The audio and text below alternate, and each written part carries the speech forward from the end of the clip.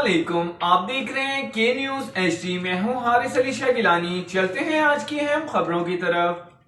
رخ کریں گے ٹینٹ وادم کا، جہاں سے رپورٹ کر رہے ہیں ہمارے نمائندے صابر عباسی۔ سرپرست اعلیٰ ہفت روزہ کاشف و کے نیوز انٹرنیشنل سید کاشف علی شاہ کی پریس کلب ٹینٹ وادم آمد۔ اس موقع پر امداد راہی صدر پریس کلب سابق صدر شہراز سومو نے انہیں خوش آمدید کہا۔